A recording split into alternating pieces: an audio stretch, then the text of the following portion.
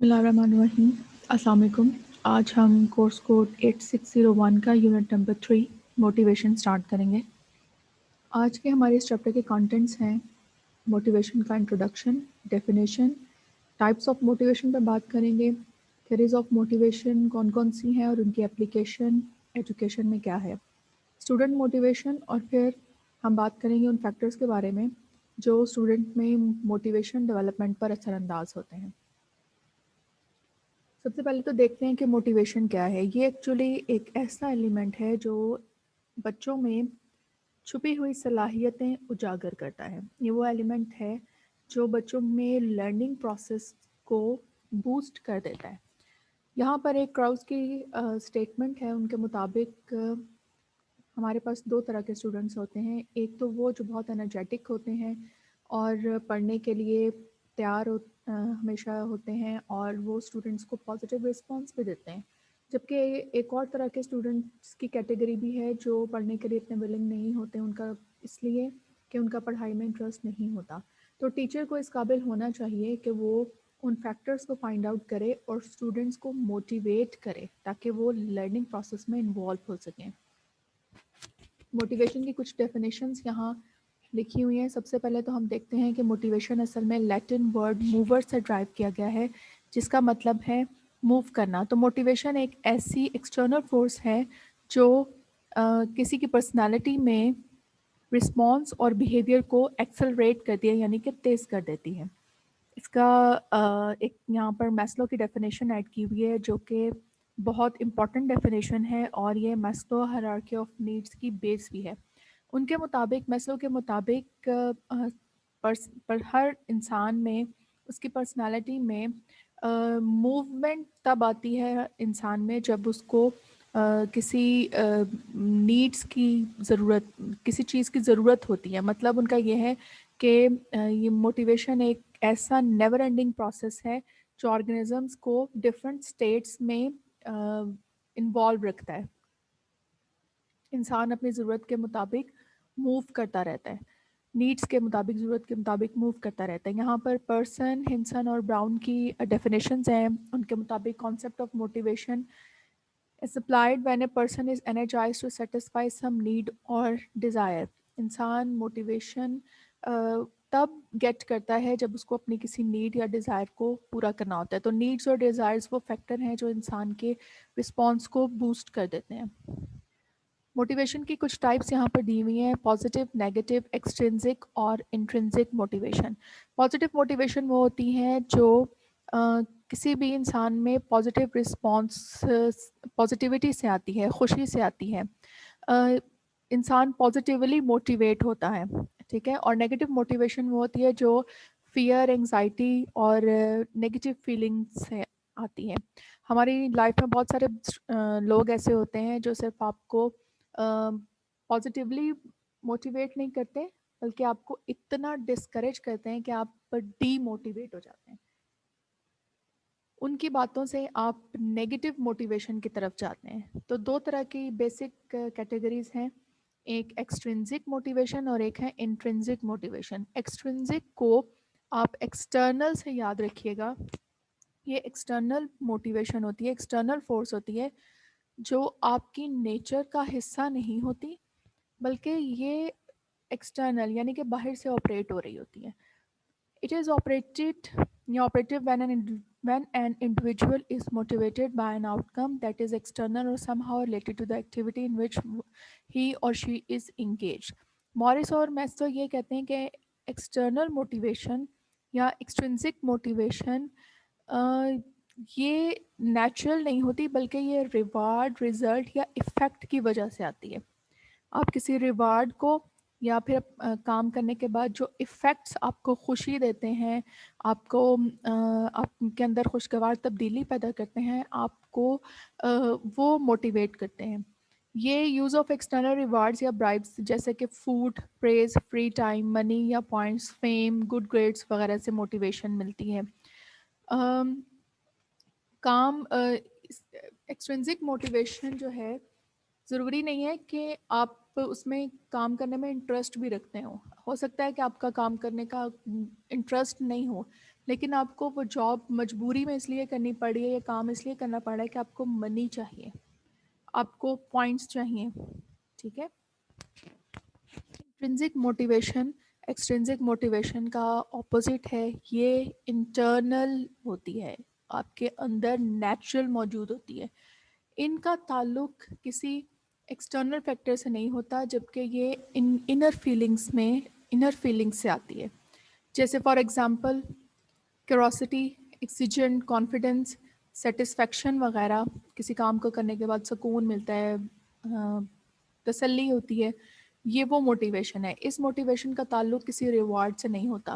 ہاں، جو کام کرتا ہے بچہ اس میں اس کی انٹرسٹ ہوتی ہے، وہ انجوائے کرتا ہے. فار ایگزامپل بچے گیمز کھیلتے ہیں، گیمز کھیل کر ایک طرف تو دیکھا جائے کہ ٹائم تو ویسٹ ہوتا ہی ہے، ٹھیک ہے، لیکن ان کا موٹیو کیا ہوتا ہے کہ ان کو خوشی ملتی ہے. ان کو گیمز کھیلنے کے بعد وہ انجوائے کرتے ہیں، خوشی ملتی ہے، ریلیکس فیل کرتے ہیں.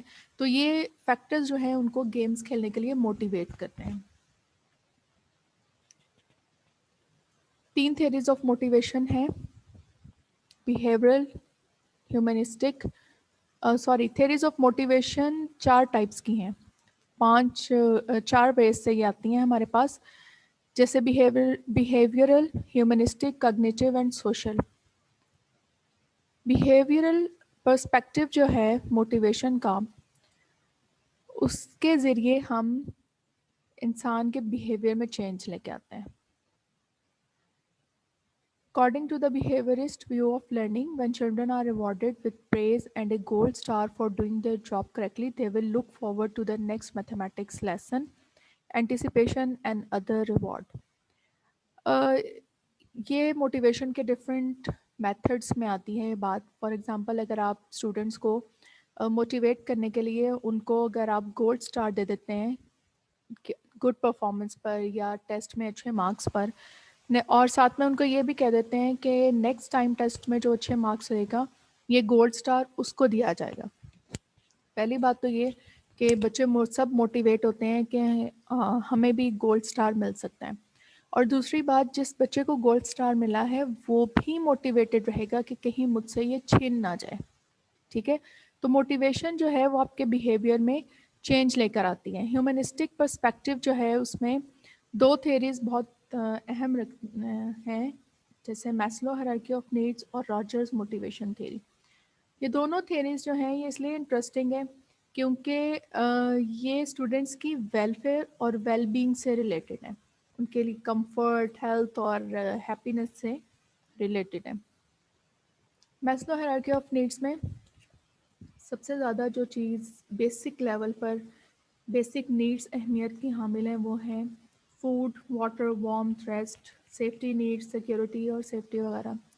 انسان اس لیے موٹیویٹڈ ہوتا ہے، اس کی سب سے ضروری نیڈ جو ہے نا موٹیویشن کی وہ فوڈ، واٹر، وارمتھ یا ریسٹ وغیرہ کے لیے. پھر نیکسٹ لیول پر موو کرتے ہیں تو سیکیورٹی اور سیفٹی. پھر اسے نیکسٹ لیول پر بلانگنگس اینڈ لو نیڈس، اس کو ریلیشن شپ اچھے چاہیے، فرینڈس کے ساتھ دوستی، اچھی سوسائٹی میں اس کو جانا ہے، اس لیے اس کو موٹیویشن جو ہے اس سے ملتی ہے.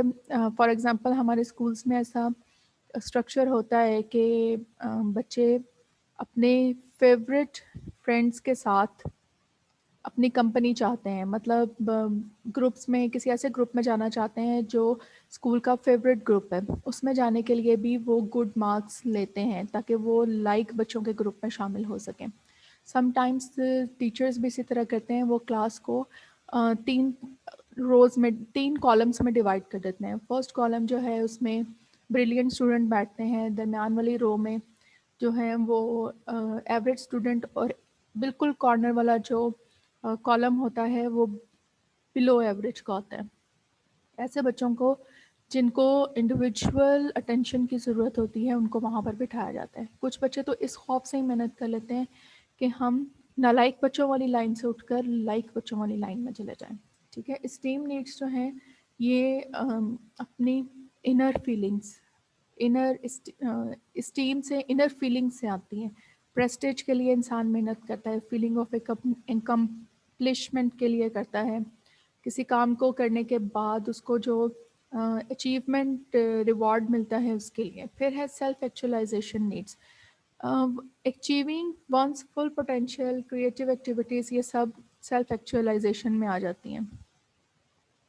راجرز موٹیویشن تھیوری ہے، یہ اس بات پر بیس کرتی ہے کہ ہر انسان کی اپنی پرسیپشن اس کو موٹیویٹ کرتی ہے. جیسے اس کا دل کر رہا ہے کہ یہ کام کرے، اس کا دل کہتا ہے یہ کام نہ کرے، تو اس کی جو انر پرسیپشن ہوتی ہے نا وہ اس کو موٹیویٹ یا پھر ڈی موٹیویٹ کرتی ہے. تو اس کی جو انر وائس ہے اس کو موٹیویٹ یا ڈی موٹیویٹ کرے گی تو وہ کام کرنے یا نہ کرنے کا فیصلہ کرے گا، اس کی اون پرسیپشن. کگنیٹو پرسپیکٹو میں بھی 2 تھیوریز بہت امپورٹنٹ ہیں. یہ ہے ایک اچیومنٹ موٹیویشن اور دوسری ہے Weiner attribution theories. Achievement motivation theory John Atkinson اور ڈیوڈ میکلن کی ہے. یہ پرسنس نیڈ فار اچیومنٹ پر، need for power, need of affiliation پر بیس کرتی ہے.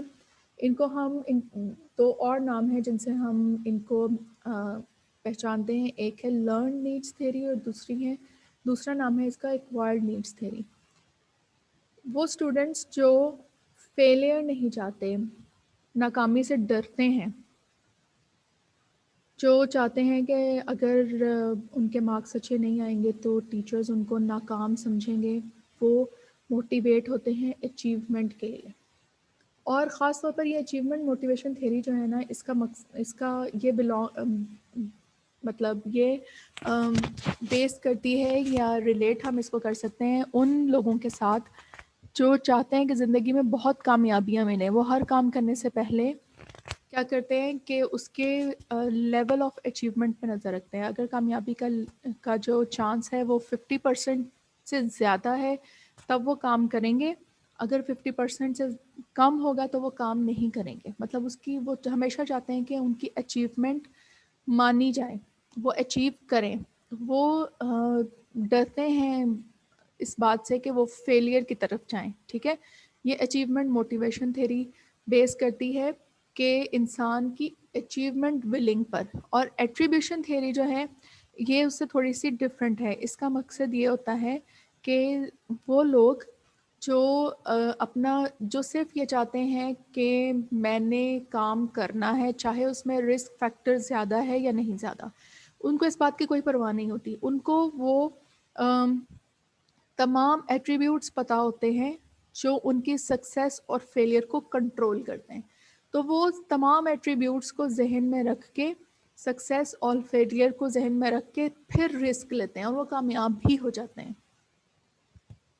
Application of motivation in education. Education میں موٹیویشن کا کیا رول ہے کہ سب سے پہلے یہ بیہیویئر کو ڈائریکٹ کرتی ہے، ایفرٹس اور انرجی کو بڑھاتی ہے. ٹھیک ہے، increase initiation of the persistent in activities میں انوالومنٹ کو یہ انکریز کر دیتی ہے.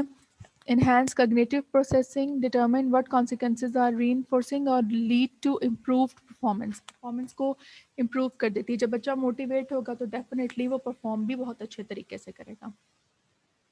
اسٹوڈنٹ موٹیویشن کے لیے ہمیں کون کون سی اسٹریٹجیز استعمال کرنی چاہیے؟ Number 1، made it real. مطلب اپنی اسٹریٹجی یہ بنائیں کہ جب آپ لیسن کو پڑھائیں تو بچوں کو موٹیویٹ کرنے کے لیے ان کی روزمرہ زندگی سے ایگزامپلس لیں، نیوز سے ایگزامپلس لیں، کرنٹ افیئر سے. آئی پوڈ سیلز کا استعمال کریں جو اب بہت ضروری ہو گیا ہے، کیونکہ کووڈ-19 کے بعد جب ہماری یہ جنریشن اسکولس میں دوبارہ واپس آئے گی، بیک ٹو اسکول ہوگی، تو ان کا ایٹیٹیوڈ چینج ہو چکا ہوگا. وہ ٹریڈیشنل میتھڈ سے جمپ کر کے آن لائن لرننگ کی طرف موو کر گئے ہوں گے. ان کو پتہ ہوگا کہ یوٹیوب پر بہت ساری ایسی ویڈیوز اویلیبل ہیں جو ہمارے ٹاپک سے ریلیٹڈ ہیں. اس وجہ سے اپنی ٹیچنگ میتھڈالوجی میں ویرائٹی لانا بہت ضروری ہے تاکہ بچے موٹیویٹڈ رہیں. Provide choices. آپ خود اسٹوڈنٹس کو چوائس پرووائڈ کر سکتے ہیں کہ وہ آپ کو بتائیں کہ آج ہم کون سا لیسن پڑھیں گے، یا ان پر آپ ان کو موٹیویٹ کرنے کے لیے ان کو چوائس دے سکتے ہیں کہ وہ چیپٹر 1 کا اگر ٹیسٹ دینا چاہتے ہیں تو اس میں کیا کیا چیزیں وہ انکلوڈ کریں گے، شارٹ کوسچنس کا ٹیسٹ دیں گے یا پھر لانگ کوسچنس کا دیں گے. ٹھیک ہے. اس کے بعد بیلنس دا چیلنج میں یہ ہے کہ جب آپ اسٹوڈنٹس کو کوئی چیلنج دیں یا پھر آپ ٹیسٹ کوسچنز رکھیں تو اتنے مشکل نہ رکھیں کہ ایک نارمل بچہ اس کو اٹیمپٹ نہ کر سکیں. بچوں کے لیول کے حساب سے رکھیں، ماڈریٹ رکھیں تاکہ بہت لائک بچے بھی اس کو وہ کر سکیں اور بچے جو بلو ایوریج ہیں وہ بھی اس کو اس چیلنج کو ایکسیپٹ کر کے اپنا کام کر سکیں. کیونکہ اگر آپ بہت آسان رکھیں گے تو ڈیفینیٹلی شائنی اسٹوڈنٹس جو ہیں وہ اس میں انٹرسٹ کھو دیں گے، اور بہت مشکل رکھیں گے تو بلو ایوریج اسٹوڈنٹس جو ہیں وہ اس میں انٹرسٹ نہیں لیں گے. سیک رول ماڈلز، اس میں اگر آپ اپنے اسٹوڈنٹس کو رول ماڈل بنا لیں تو زیادہ بہتر ہے. جیسے سم ٹائمس ہماری کلاس میں کچھ بچے ایسے بھی ہوتے ہیں جو بہت اچھا کام کرتے ہیں، تو ہم ان کی ایگزامپل دے سکتے ہیں کہ اس بچے نے بہت اچھا کام کیا ہے اور ہم ان کو as a role model present کر سکتے ہیں. اس کے علاوہ ہم کچھ اسکولس میں گیسٹ اسپیکرس کو یا پھر اپنے دوسرے کولیگس کو جنہوں نے بہت اچھے کام کیے وہ اپنے شہر کے مشہور لوگوں کو بھی انوائٹ کر سکتے ہیں. یوز پیئر ماڈلس، اس میں جو اسٹوڈنٹس ہیں وہ اپنے پیئرس کو دیکھ کر سیکھتے ہیں. ٹھیک ہے، وہ ان کے ذریعے سے موٹیویٹ ہوتے ہیں. ان کو بھی ایکٹیویٹیز میں شامل رکھیں. سینس آف بلانگنگ اسٹوڈنٹس کے ساتھ اپنی بنا کے رکھیں. سینس آف بلانگنگ کے بہت سے میتھڈس ہیں، اس میں سے ایک یہ بھی ہے کہ بچوں سے جو بھی آپ کام کروائیں وہ کلاس میں ڈسپلے کر دیں، اور تاکہ ان کو پتہ چلے کہ میں نے جو کام کیا ہے وہ سامنے نظر آ رہا ہے، میرا کام بھی ڈسپلے ہو. دوسری بات یہ ہے کہ جب آپ ٹیسٹ لیں تو ایک سافٹ بورڈ یا چارٹ بنا لیں جس میں جو بیسٹ پرفارمنس دیتا ہے بچہ اس کا نام لکھ دیں. کیونکہ جب اس بچے کا نام لکھا ہوا ہوگا وہ بھی موٹیویٹ ہوگا، اور باقی اسٹوڈنٹس جنہوں نے اس بار وہ اچھی پرفارمنس نہیں شو کر سکے وہ نیکسٹ ٹائم اپنا نام اس چارٹ پر لکھوانے کے لیے اپنی بیسٹ پرفارمنس ضرور دیں گے. سپورٹیو اسٹائل شو کریں اسٹوڈنٹس کے ساتھ، ان کو انکریج کریں، اپنے ساتھ انگیج رکھیں ایکٹیویٹیز میں، اور ان کی باتوں کو دھیان سے سنیں، ان کو رسپانس دیں. بچوں کی بات کو درمیان سے کاٹے نہیں. اسٹوڈنٹس کو الاؤ کریں کہ وہ آپ کلاس میں آپ سے کوشچننگ کر سکیں اور وداؤٹ فیئر کر سکیں. اور اگر وہ کام آپ کے لیول کے مطابق نہیں کرتے تو یہ مت کہیں یہ آپ نے غلط کیا ہے. ان کو انکریج کریں، ان کو کہیں کہ آلموسٹ آپ نے کر لیا تھا لیکن اس طرح کریں گے تو زیادہ بہتر ہوگا، یہ you are close, you can do it. ٹھیک ہے. کمیونیکیشن، ان کے ساتھ کمیونیکیشن بہت آسان الفاظ میں رکھیں، اور ان کو بتائیں کہ اگر کوئی ڈیفیکلٹ ٹاپک بھی ہے تو آپ کو اس بات کا احساس ہے کہ ٹاپک ڈیفیکلٹ ہے لیکن آپ اس کو کر سکتے ہیں. ہارڈ ہے، انڈرسٹینڈ کرتے ہیں آپ اس ریالٹی کو کہ بچے کے لیے مشکل ہے، لیکن کوشش کریں تو کر سکتے ہیں. اور کمیونیکیشن جو ہے وہ بہت اچھے الفاظ میں رکھیں، اچھا انداز اپنائیں، گفتگو کا انداز، اور ہمیشہ بچے کو پریز کریں. You are smart, you are really good. ٹھیک ہے، اس طرح کی باتیں کریں، کرٹیسائز نہ کریں کیونکہ نو نو نو یو شوڈنٹ ڈو دیٹ، اس طرح کے الفاظ، یا پھر آپ ایسا کچھ کر ہی نہیں سکتے، آپ نالائق ہیں، اس طرح کے الفاظ جو ہیں وہ مینٹل ٹارچر میں آتے ہیں. Thank you very much. آج کا لیکچر بس اتنا ہی تھا. Thank you very much. اللہ حافظ.